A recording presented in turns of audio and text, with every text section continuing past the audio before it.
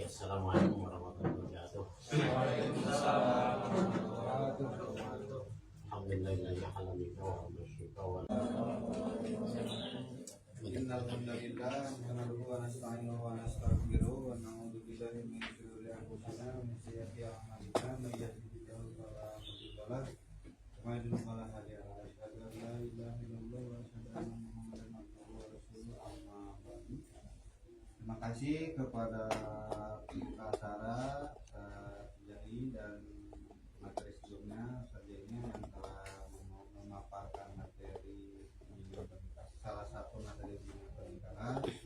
Terus selanjutnya nanti saya yang akan memandu jalannya acara ini. Salam, semoga terjemahkan kepada jurnal. Kalau saya sih bukan materi ya jatuhnya, lebih kepada sharing.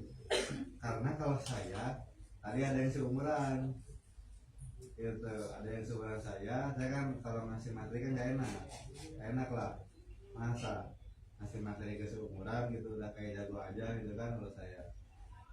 Terus kalau intinya kalau saya mah lebih kepada sharing session atas pengalaman saya menikah selama mau menginjak 6 tahun. Karena hal besar yang ditanya sama bini pasti gini, ya kapan tanggal nikah? 9 Agustus 2020. Nah gitu kan. Kalau misalkan lupa ditanya tahun tanggal nikah, ini kena marah gitu. Ini kan hal dasar. Kapan tanggal jadian? 30 Oktober 2017. Nah, gitu. Hal dasar itu. Sama seperti kita hal dasar dalam tujuan nikah. Nah, sebelum kepada isi materi tadi kan pokoknya yang belum diperiksa nanti setelah acara bimbingan ini jangan dulu pulang. Tadi pokoknya ada 2 pasang lah, pokoknya nanti jangan dulu pulang. Nah, kenapa ada rangkaian acara dari pemeriksaan sampai sekarang bimbingan nikah? Itu salah satu proses yang harus ditempuh oleh calon pengantin baik laki-laki maupun perempuan. Karena apa? Karena sakralnya pernikahan itu dari syarat pernikahannya yaitu rukun nikah yang 5 itu harus terpenuhi, sama pencatatannya, yaitu nanti setelah menikah tuh kalian bakal punya buku nikah warna hijau dua-duanya. Cuman yang ngebedain nomor perforasi, pokoknya nomor yang ada bolong-bolong tuh di bawah di kertas itu beda antara dua buku tuh, antara buku pertama dan buku kedua itu beda. Nah itu yang ngebedain nomor, cuman isinya sama gitu. Nah kenapa saya terus Ustadz Sujami tadi ada yang kena marah, mungkin ada hilangnya si bapak mah bawel gitu kan, misal saya bukan semata-mata bukan ke sana, tapi memberikan kepastian, memberikan rasa aman supaya buku nikah itu sesuai dengan data yang dimiliki oleh Dukcapil seperti KTP, akte kelahiran, ijazah, atau keluarga, atau misalkan anak pertama ada buku nikahnya gitu. Karena gini, buku nikah itu sakral. Karena kalau misalkan salah satu huruf, apalagi beberapa huruf salahnya, salah satu huruf ngebenerinnya bukan ke sini tapi ke pengadilan agama, sidang perbaikan nama di buku nikah. Daripada nanti harus sidang ada kesalahan, mending dari sekarang dipastiin, dibenerin sebelum wali sama calon kami menyebutkan sah itu. Makanya saya bukan ada yang namanya data mah kan kalian yang miliki gitu, tapi kan setidaknya saya harus mastiin bahasanya data kalian di buku nikah itu jelas dan akurat. Sekalipun tadi ada yang belum ngisi mas kawin, ada yang udah, nah itu mah kalau mas kawin mah sunat lah gitu, sunatnya gitu. Tapi yang wajib mah yang penting nama calon suami, nama calon istri, nama tanggal lahir masing-masing, nama wali, sama foto. Nah itu tadi ada yang kena marah atau ada yang kena omel, mohon maaf dari saya, dari Dr. Jani. Takutnya sakit hati, saya bukan ke arah sana, tapi memberikan rasa perhatian saya kepada calon pengantin yang pertama. Yang kedua, apa sih tujuan pernikahan itu? Nah, tujuannya nikah, jangan sampai, mohon maaf, ada yang tahu nggak sekarang berita yang viral yang di Kabupaten Bandung? Tahu ya? Saya nitip kepada calon suami ataupun teman-teman yang lain yang seumuran, tolong yang namanya perempuan itu dijaga dengan baik, karena ibarat perempuan itu adalah ibu kandung kita. Kalau misalkan ibu kandung kita sama diperlakukan oleh oknum orang ini, gimana perasaan kita gitu? Ataupun gini, kita sebagai suami mempunyai wanita yang kita sayangi, kalaupun sayangnya itu kan sesuai kemampuan, sesuai isi dompet kalian masing-masing lah kalau rasa sayangnya itu.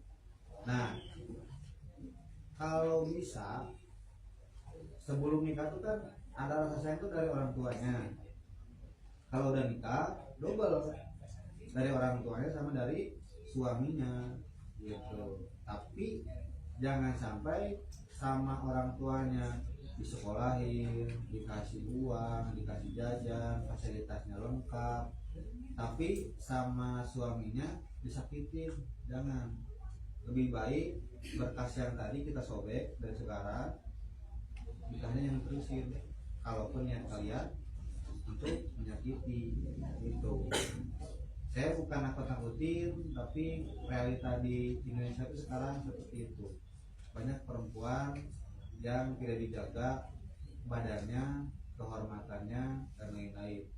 Tapi setidaknya kalian sebagai laki-laki, begitupun saya sebagai laki-laki, harus bisa setidaknya sesuai kemampuan diri kita masing-masing untuk membahagiakan istri kita, membahagiakan anak sesuai dengan kemampuan itu. Makanya tujuan nikah itu dalam Undang-Undang Nomor 1 Tahun 74, tujuan pernikahan itu adalah ikatan lahir batin antara suami dan istri, membangun hubungan yang bahagia dan kekal sesuai dengan ridho Allah Subhanahu wa taala. Nah, saya menggaris bawahi bahagia dan kekal. Realnya gini, kita nikah bahagia, tapi nggak kekal, sebentar dong bahagianya. Nah, jangan. Ataupun dibalik, kekal tapi nggak bahagia. Kalau kata orang Sunda gini, awet aja kan. Makanya dua variabel itu harus saling beriringan, antara kekal dan bahagia. Itu harus ada. Makanya tujuan nikah itu kalian lurusin dulu.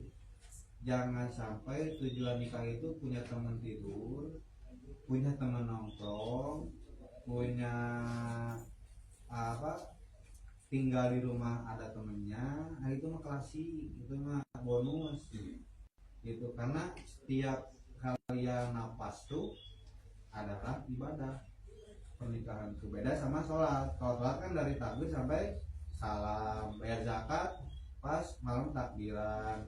Puasa dari tanggal 1 sampai tanggal 30. Haji, berangkat haji ke Arab.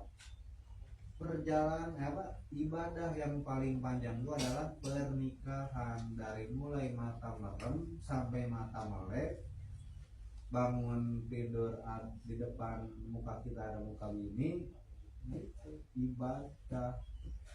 Jadi sesuai dengan tuntunan syariat, harus mu'asyaroh bil ma'ruf, harus berlaku baik sesama manusia. Apalagi manusia di depan kita itu adalah suami, apalagi di depan kita itu adalah bini yang kita sayangi, yang kita cintai. Jangan mencintai bini orang ya. Yang ketawa kencang tuh, perhatian tuh, tapi itu banyak lah gitu. Pokoknya sayangi dan cintai pasangan masing-masing ya. Realitas sekarang di lapangan tuh banyak sekali suami mencintai bini orang, jangan gitu. Makanya kalau saya kan tandengnya gini, pegawai kepala pegawai kawal di sini yang paling muda saya ya, makanya di absen paling bawah saya. Saya lebih melihat real baik di lapangan maupun teman saya sendiri perjalanan pernikahan, begitupun diri saya sendiri lah. Jadi saya mix, saya akan sharing kepada kalian apa saja kendala Gen Z. Nah, banyaknya Gen Z kan gitu. Ada gen milenial tipis-tipis lah gitu, 94 minus 96 ya 7 lah, ada tipis-tipis gitu.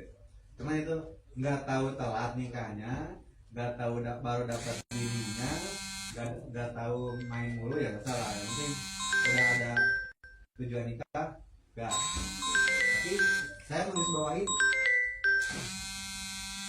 menggarisbawahi 3 aspek dalam hubungan suami istri di kalangan Gen Z. Apa saja? Yang pertama itu kesehatan psikologi. Nah, kalau psikologi itu berhubungan dengan jasmani dan rohani gitu. Kenapa saya berbicara tegas tentang kesehatan psikologi? Karena percuma juga kita punya bini cantik tapi kita sebagai suami gila. Logis gak? Logis. Punya bini cantik, dandan menor, terus suaminya diem di rumah karena gangguan mental. Jangan yang seperti itu. Ataupun dibalik, kita punya suami ganteng, gagah kan, pagi tadi bule kan, tinggi, bos. Terus kita sebagai istri stres, gila. Percuma gak? Percuma. Punya laki cantik tapi kita stres, jangan. Makanya harus kita jaga, harus kita pelihara mental kita, psikologi kita. Gimana caranya?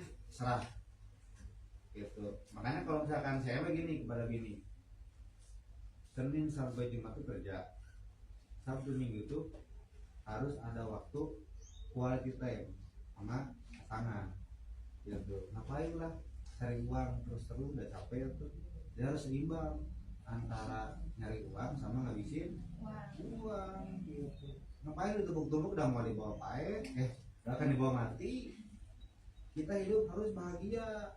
Sekalipun ya cara bahagia tuh ada yang punya privilege, orang tuanya kaya gitu mah bonus lah gitu kan. Ada yang kayak toko bensin mulai dari nol gitu kan, ada gitu. Kalau saya begini, taraf bahagia orang tuh beda-beda gitu. Ada yang bahagia cuma nongkrong di Pakansari, pinggir jalan, ngopi sama bini, ngopi sama anak, bahagianya gitu. Ada yang nongkrong di WJ di atas, nongkrong sama suami, cipika-cikar, hahihi, main berdua ke atas dengan sederhana, bahagia. Ada yang bahagianya datang ke puncak, nginep di hotel gitu kan sama suami.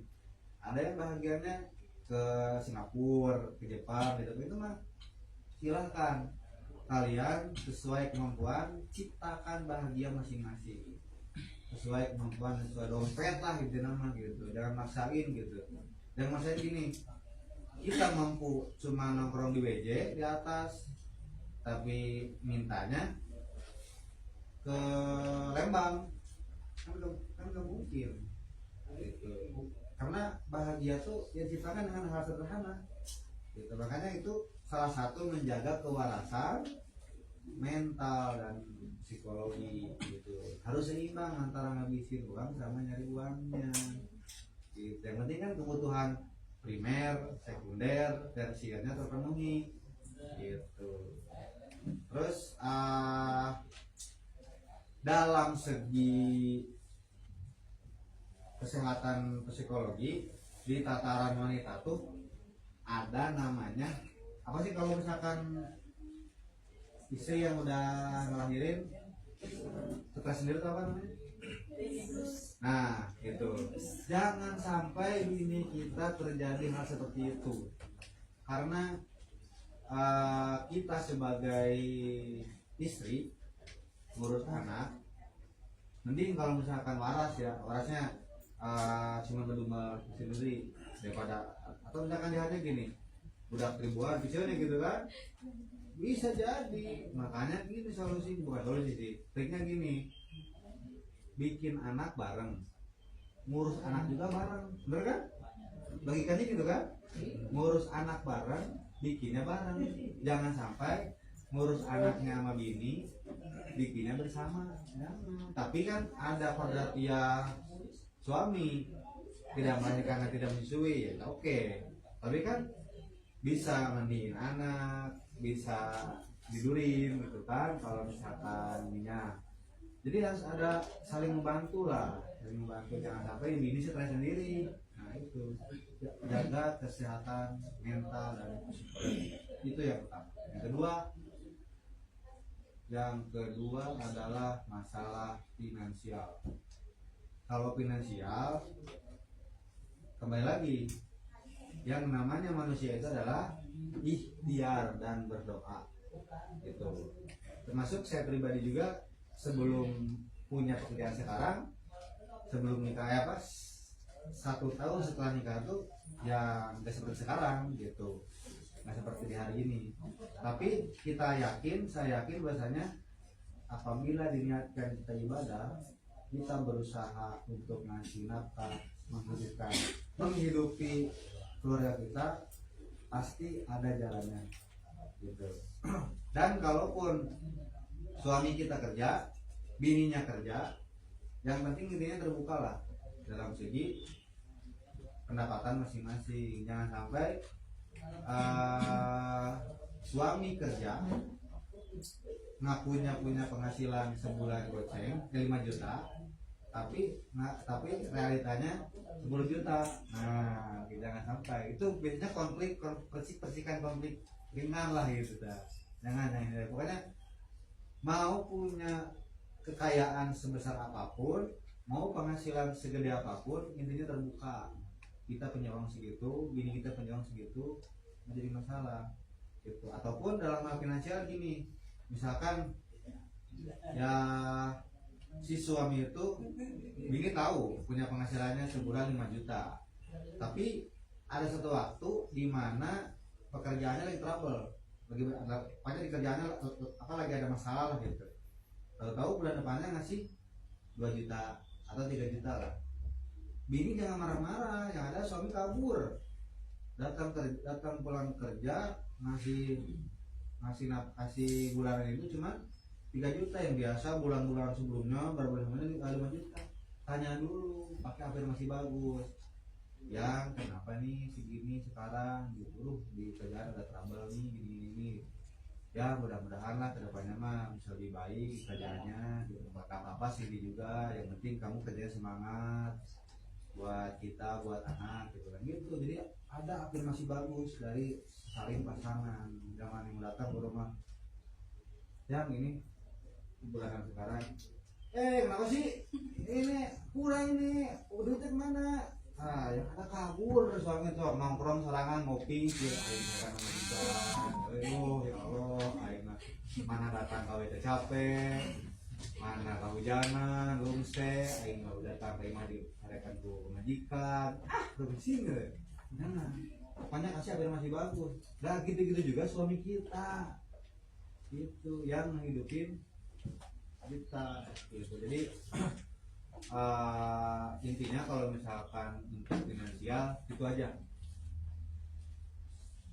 cari nafkah itu sesuai kemampuan dan ikhtiar dan doa gitu. Sekarang punya penghasilan segini, dan Gusti Allah juga, Allah SWT nggak akan menutup rezeki kita kalau misalkan kita berusaha. Oke, sebelum nikah kita punya motor, perjalanan pernikahan 3 tahun, nambah motornya di 2, 5 tahun punya rumah, 10 tahun punya mobil, punya ini berjalan terus. Yang penting kita sama-sama kuat antara suami dan istri. seperti itu. Jadi intinya saling terbuka dan saling memahami dalam hal finansial. Jangan sampai ada yang ditutupi, ada miskomunikasi antara suami istri perihal penghasilan. Itu yang kedua. Yang terakhir ini yang kocak, ada real teman saya yang alamin. Yang ketiga masalah komunikasi. Nah, kenapa di kalangan Gen Z itu sering banget ribut masalah komunikasi? Dulu saya mantan pengacara sebelum jadi pemburu. Kebanyakan yang cerai itu di kelahiran 95, 92, 99.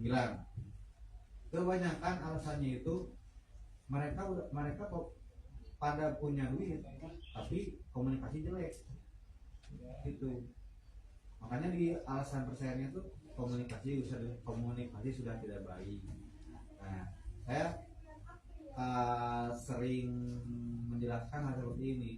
Perbaiki lagi komunikasi hubungan rumah tangga kalian, karena kan dari mulai mata merem sampai mata melek kita hidup sama siapa? Sama bini. Kita hidup sama siapa? Sama suami. Yang minimal mah ngobrol lah gitu. Sama suami itu jangan sampai satu, atau misalkan yang kerja gitu kan, nggak 24 jam gitu kan sama bini.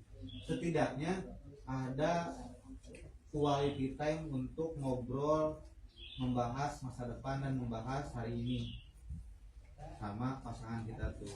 Jadi jangan sampai satu hari cool gitu, meskipun ketemu diem-dieman main HP masing-masing. Nah, jangan. Datang ke rumah tuh udah bete tuh, datang ke rumah bini main HP, suami capek, tidak dilayani. Aing majikan main HP bae pusing deh. Datang ya, ngulang nih main HP deh, hari terus besok kerja, bangun kerja. Itu nggak ada produktivitas dalam segi komunikasi gitu. Makanya bangun komunikasi dengan baik sesama teman sekamar gitu. Ngobrol di kamar boleh gitu, tapi kan setidaknya yang namanya pasangan tuh kan tidak sama. Kita beli sepatu pasangan satu pasang nih, kiri semua enggak, kanan semua enggak, kanan sama kiri ada kelebihannya dan kekurangannya. Tapi kalau disatuin saya melengkapi lebih bagus gitu. Tapi untuk hal komunikasi saya nggak berbicara harmonisnya. Kalau harmonis kan itu diciptakan oleh kalian. Nah, kalaupun kalian punya masalah sama suami atau sama bini, minimal diobrolin di kamar. Udah di kamar, jangan sampai keluar pintu kamar. Kalaupun rumahnya masih selembar tua, sekalipun rumah sudah sendiri, sudah sama pasangan, jangan sampai masalah rumah tangga kalian keluar dari rumah gitu. Kalau misalkan lagi marah sama suami, sok we keluarin anaknya berdagang kalau ujung-ujungnya apa? Main malamnya sok gitu. Kalau kita lagi ribut sama suami sama bini nih, sekalipun teman saya sering nanya gitu, kalau siang lagi marahan ketemu ke rumah langsung dikeluarin semua anaknya, udah beres nih, ayo gas gitu. Ya, tapi kalaupun kalian tidak sanggup untuk menyelesaikannya, setidaknya harus dikomunikasikan silang. Tahu gak silang? Jadi kalau mau curhat ke mertua ya jangan ke orang tua kalau curhat tuh, karena kalau curhat ke orang tua yang dibelain. Misalkan gini nih, kita suami kasar kepada suami main game mulu, kita mau ke orang tuanya kan, mah si kakak tuh si A tuh sering main game mulu begini, nanti dimarahin sama ibunya. A yang kan kamu tuh udah nikah, berubah lah, jangan main game mulu gitu kan. Enak kan dimarahin sama orang tua daripada dimarahin sama orang tua istri. Lu mah deh, atau udah mau gua nikahin sama anak gua, main game mulu, lu kayak kerjaan, enak gak logikanya? kemarin sama mertua. Makanya komunikasi harus disilang gitu. Sekalipun kalau nggak kuat diselesaikan sama bersama gitu. Dan yang terakhir harus bijak dalam segi bermedia sosial. Jangan serampangan, intinya mah jangan serampangan bikin status lah. Saya nggak ngejelasin, ini mah real teman saya ini. Saya kan berteman nih di WhatsAppnya sama teman saya udah lama nikah sama bininya, berteman juga di WhatsApp status. Saya lihat status teman bininya, entah lagi marahan atau apalah saya nggak tahu. Bikin status kayak gini, suami saya ternyata di punggungnya itu ada kurapnya gede, ditulis kan di WhatsApp tuh pakai warna-warni, tulis di WhatsApp sama saya ketawa kan. Saya selama hidup berteman sama teman saya, dia nggak ngaku, nggak pernah lihat juga ada kurap di punggung gede. Nah saya nggak kepo juga gitu, tapi saya tanya, bro, lu punya kurap di punggung gede ya? Lu tuh dari mana?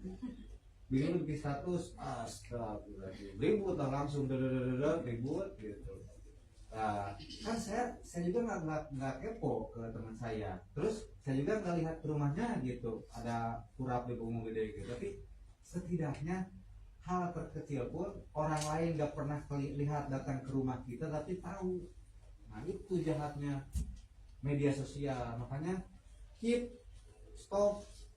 Kalau ada masalah rumah tangga, selesaikan di kamar, jangan ribut di media sosial, gitu ya. Jadi jangan bijak dalam bermedia sosial. Mungkin itu saja yang harus saya sampaikan. Terlebihnya mohon maaf. Bismillahirrahmanirrahim. Assalamualaikum warahmatullahi wabarakatuh. Saya silakan ke Ustaz Fauzi. Ya maaf.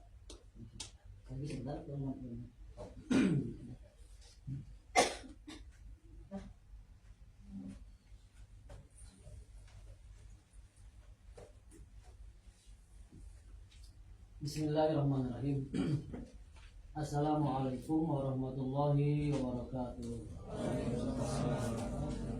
Hamdan wa syukran lillah wa salatu wassalamu ala Rasulillah Muhammad bin Abdullah wa ala alihi wa sahbihi wa mawala amma ba'du. Yang terhormat para kawan beserta staf serta dati penghulu kita, para asatidz penyuluh yang sudah menyampaikan materinya yang sama-sama kita hormati dan mudah-mudahan Allah memuliakan. Terkhusus AATT yang wajahnya cerah ceria, sumringah bahasa kitanya ya.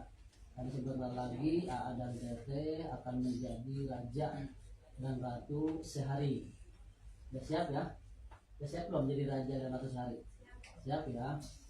Mudah-mudahan AA dan TT di acara akad nikah nanti lancar, sehat semuanya, yang diundang datang semua, yang nggak diundang gak usah datang, dan kamu tadi undang, paling mantan diundang gitu, yang mantan. Mudah-mudahan kalau dok nggak? Apa kalau dok ya? Ini ada hujan pokoknya. Pengen malah dok pengen. Kan sekarang udah hujan tuh malam hujan ya berpahala. Mohon dong nggak mau ya, mohon dong mau minta sama Allah.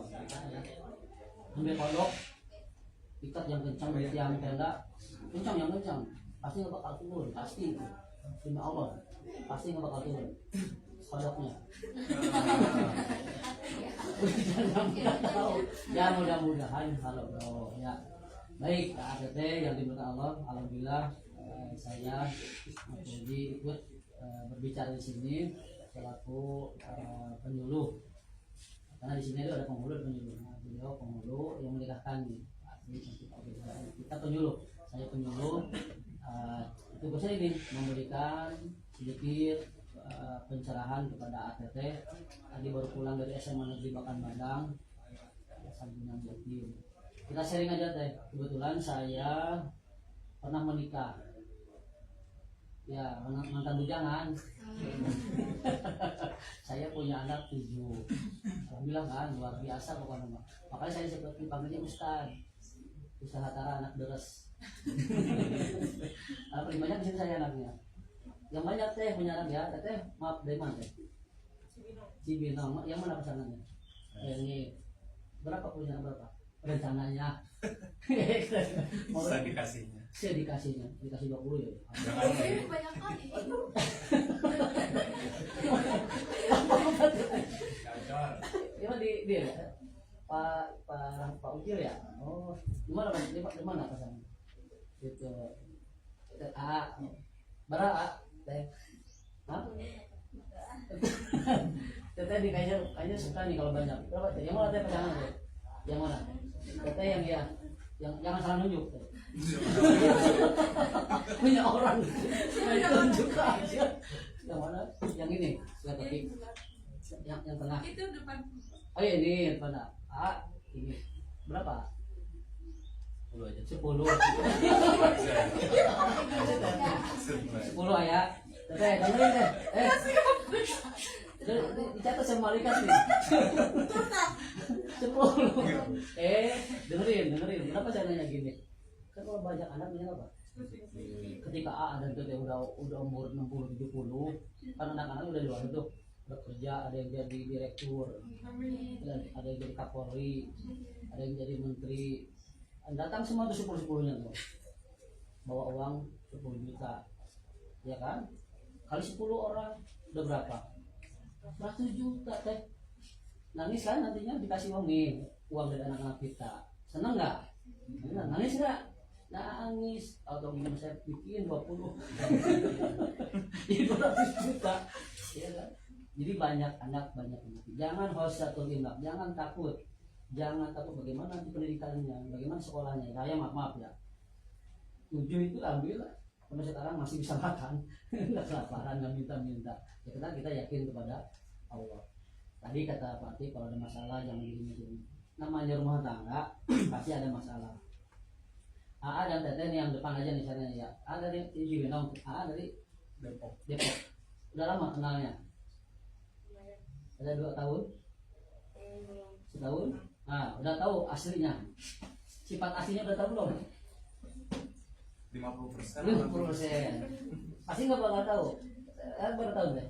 Kenal si AA? 2 tahun. Teteh, AA berapa tahun kenalnya? 9 bulan. 9 bulan. Teteh, berapa tahun? Yang mana teh? Yang pojok. 6 tahun. Kenalnya. Tapi udah tahu apa namanya sifat aslinya? Udah pernah dengar kentutnya si A. Ini luar biasa kan? Sudah 6 tahun, udah tahu kentutnya. Karena rumah tangga nanti akan kelihatan aslinya. Sekarang mah nggak kelihatan. Sekarang mah topeng. Sekarang mah topengnya. Karena apa? Keasliannya nggak bakal ditimbulkan. Jaim, semuanya jaim. Ketika pacaran jaim. Makan bakso gitu kan, lidah duluan yang keluar kan. Tapi setelah nikah nanti jangan kaget sama tusukan-tusukannya masuk tuh. Juga sama, yaim kan, pengen ketut ditahan, merah ke muka. Nanti mate di muka jadi kentut, di dapur kentut, di kamar kentut. Tiap hari kayaknya perang kentut. Bisa jadi malam pertama langsung hilang malunya, dan lempar. Maaf nih, lempar tanah dalam dan sebagainya. Ibadah bukan itu? Ibadah bukan? Ibadah. AA dan Teteh bercanda di kamar itu ibadah dibandingkan sholat sunat. Karena itu ibadah menyenangkan, gitu kan. Mudah-mudahan nanti AA dan Teteh ini saat si Tetehnya ketika hari hanya tidak head, ya.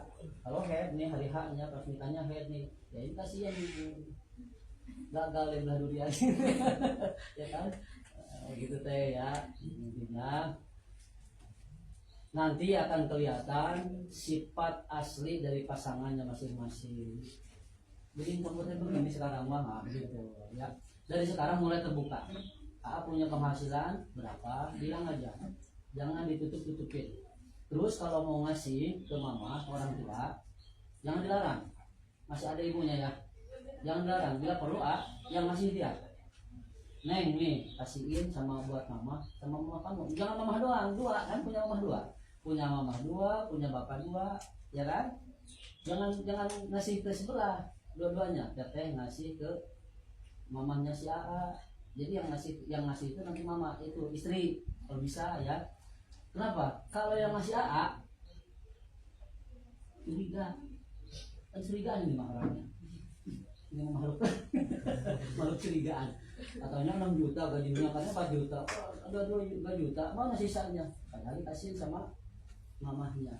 Tapi harus bisa ngatur, jangan gede-gede juga kebutuhan AA. Teteh kan pemainnya katakannya 4 juta, punya 4 juta setengah yang 500 buat orang tua, bagi 2 atau 500 mama sama mertua gitu ya.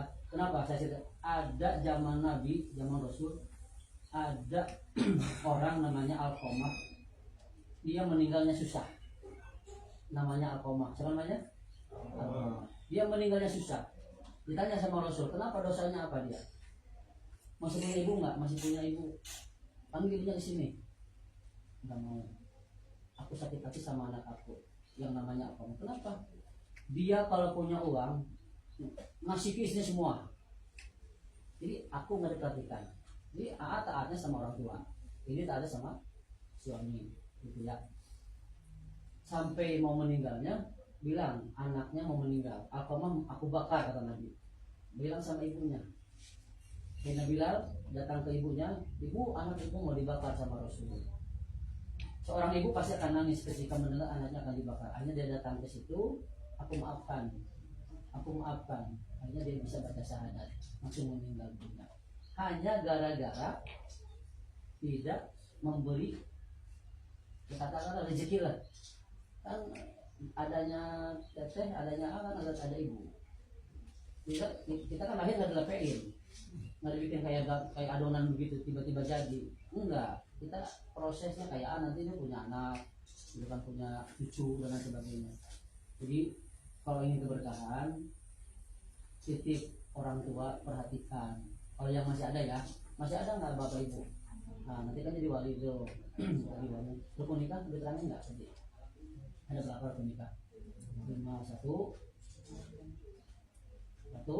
AA, 2 teteh, 3 bapak teteh wali ya, 4 saksi dari dua ini.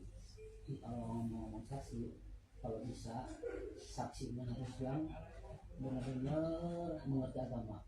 Karena banyak orang bangga ketika pernikahannya jadi saksinya siapa? Oh saksi saya bupati, kalau ada jaro. Bukan kita nggak boleh mereka jadi saksi, bukan. Kenapa? Karena pemburu nanti anaknya ke saksi. Saksi gimana sah nikahnya? Sah, padahal nggak sah. Dia ngasih umur. Makanya ketika kita ngirim saksi ke sini, di rumah kan ada ustad, di kampung kan punya ustad, jadikan saksi. Dia yang tahu tentang sah dan tidak sahnya pernikahan. Nah yang kelima ijab. Terus mahar ada nggak? Mas kawin ada nggak?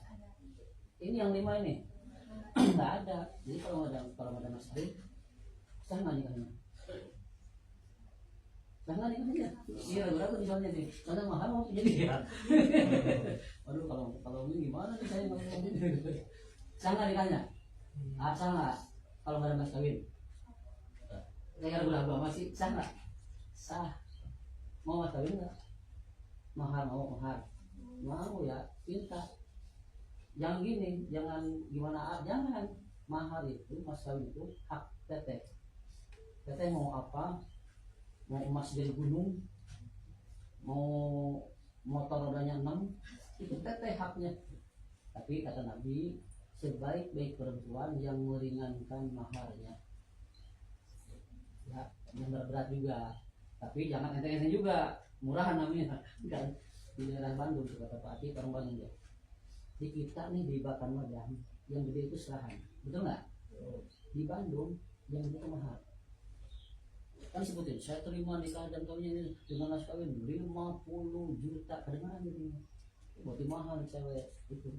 Kalau ini bukan, jadi yang bisa apa? Serahan kan? Buat tenda, buat ini apa namanya sih ini? Muak apa sih? Mereka apa artis? Gitu kan, itu beda. Jadi mahar itu tidak masuk rukun tapi hak teteh. Teteh mau, kalau mau silahkan, kalau mau nggak apa-apa. Cuman kalau bisa mah ya masa sih nggak ada bisa ya 20.000 kali bisa. Ini maksudnya apa 20.000 buat apa ya, buat korpak masjid bisa aja kan, nggak apa-apa, yang penting ada harganya. Dan kalau teteh nanti minta emas katakanlah 3 gram, ketika suatu nanti saat AA-nya nggak punya uang 3 gram, katakan itu gramnya 1 juta lah ya, yang berarti kan 3 juta. AA-nya lagi pepet nih, lagi nggak punya uang, minjem boleh nggak? Boleh nggak minjem? Pelit amat nih. Belum kelihatan, belum kelihatan mas kawinnya udah pelit. Mikir ini pas 3 gram ini, padahal belum kelihatan mas kawinnya loh, belum ada ini, udah pelit. Boleh nggak? Boleh, tapi minjem, bukan minta. Karena itu punya CTT. Nanti suatu saat ada rezeki ganti. Saya pun begitu, ketika saya ini bukan ada